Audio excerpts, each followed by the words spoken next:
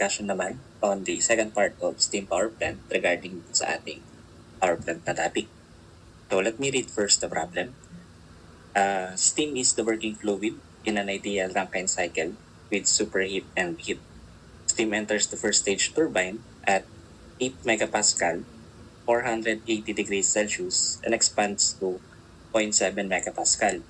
It is then reheated to 440 degrees Celsius before entering the second stage turbine, where it expands to the condenser pressure of 0.008 megapascal. The net power output is 100 megawatt. Determine the mass flow rate of the steam in kilogram per hour. So, ang hinahanap sa atin dito, mass flow rate ng steam. So, luckily, dun sa problem, given na tayo ng mga steam properties. So, at 8 megapascal for 80 degrees Celsius, yung enthalpy natin tsaka yung entropy given.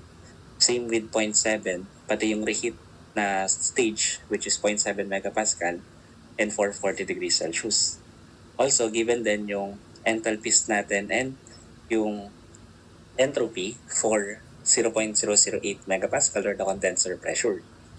Okay, so let us first recall yung problem natin regarding reheat cycle. So take note na yung reheat modification sa Rankine, malalaman mong nakareheat yan pag may binanggit na reheat. Diba? So that's the only time na malalaman natin may reheat pag binanggit yan sa problem. So pag walang binanggit, ang sinabi lang superheat, that is just Rankine na in-extend sa labas. Sige, so ulitin ko lang, since this is a power cycle, kapag steam power plant, it's very important to take note that we must first draw the diagram before we start solving. Kasi pag hindi natin ginawa yun, then mahirapan tayo sa process ng pag-compute. Diba? Okay, so let us have our TS diagram for our reheat cycle. So dito sa reheat, isang beses lang tayo magre-reheat, kaya isa lang yung i-extend natin ang reheat. So ano bang itsura ng TS diagram ng reheat kapag isa lang? Ito yung ating saturation curve.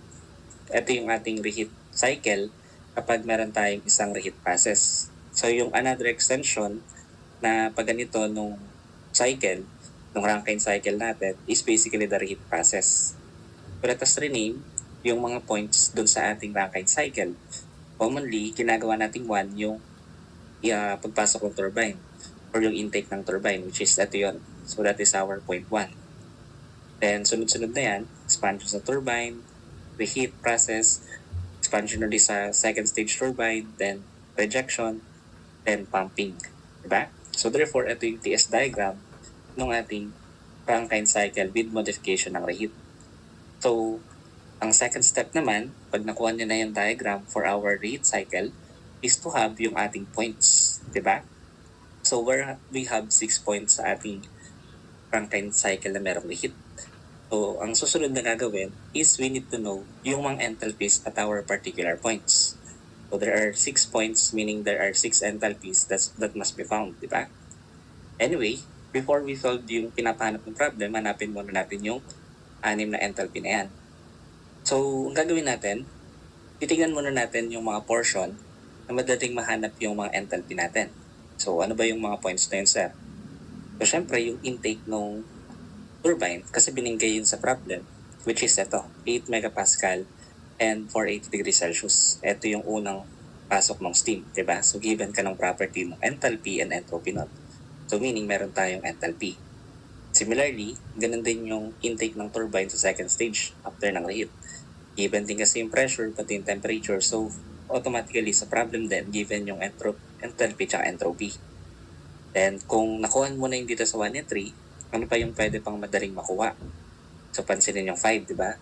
Yung 5 nasa saturated portion na curve, di ba?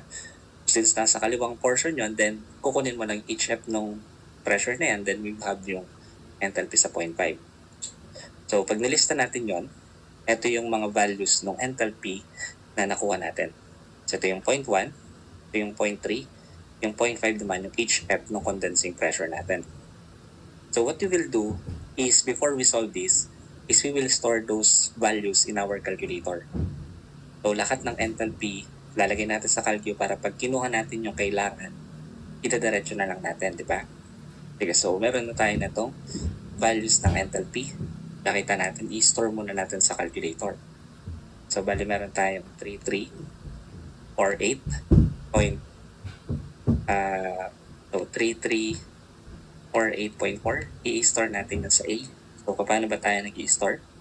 So, we simply shift RCL tapos A.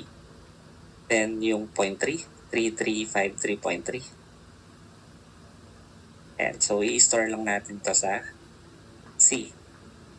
Then, yung 0.5, 173.88. So, store lang natin yan sa E. So, ship, store, sa E. So, meron ka ng tatlong enthalpy, ang kulang na lang natin yung tatlo. So, kunin natin yung tatlo na yun. Sige, tago muna natin yung calculator. So, bali yung second point is ito, after ng first expansion dun sa ating turbine. So, how are we going to get yung enthalpy natin at point to sir? Take note, ang process natin dito sa expansion ng turbine considering walang efficiency is isentropic. So, meaning S to, diba?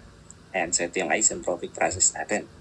So, kung isentropic process yan, meaning yung entropy natin is equal, diba? So, equal yung 0.1 tsaka 0.2. So, kung alam mo yung entropy nun, then we can now solve for enthalpy. So, we have introduced yesterday, how do we determine the enthalpy given ka ng entropy? So, hindi na tayo mag-interpolation, but instead, we will directly solve na this using mode 3.2 sa calculator. So, kailangan mo lang yung entropy nitong 1, tapos yung properties ng 0.2. In which case, yung reheat natin na yan, na pressure, 0.7. So, given ka nung FG, and luckily may EG na, para diretso na, ganun din sa entropy natin. So, therefore, what we will do is simply get yung mga values na yan. So, pakita ko muna yung values. So, meron tayo ditong entropy. And so, sa 0.2, ito yung pressure na yun. And yung ating SG, ito. Tapos yung HF natin, ito yung corresponding HF, saka yung HG natin. So, dun sa pressure na yun, dun natin kinuha yung mga properties na yan. So, with that, we can now solve yung enthalpy 2 natin. So, paano ko kunin yung enthalpy 2? So, take note that the first column is F, the second column is G. So, sabi natin S1 equals S2, so we can now solve H2. That is basically S2y hat. Sige, so pindutin lang natin sa calculator. Then, we will solve yung enthalpy 2. So, mode 3.2. Yan yung gagawin natin. Then, we simply input yung mga values. So, 1.9922, 6.708, and meron tayo dito sa kabila. Yan ay 697.22. So, press equals. Then, another one, 2763.52. So, another press equals. So, press CA, cancel. Tapos, yung S2 natin is yun yung entropy natin sa 0.1, yung S1. So, basically, ito yun, di ba? Ayan. So, lagay mo lang 6.5 or 6.6586. So, kailangan mo enthalpy na kay Y yan. So, Y hat. So, yung Y hat sa calculator is absolute 5. Then, press equals. So, ito yung enthalpy 2 natin. Ang gagawin na lang, store natin sa B. So, therefore, shift store sa B, makakakuha na tayo ng value ng ating enthalpy 2. So, that is 271 or 2741.87. So, meron ka ng enthalpy 2. Proceed naman tayo dun sa ibang enthalpy.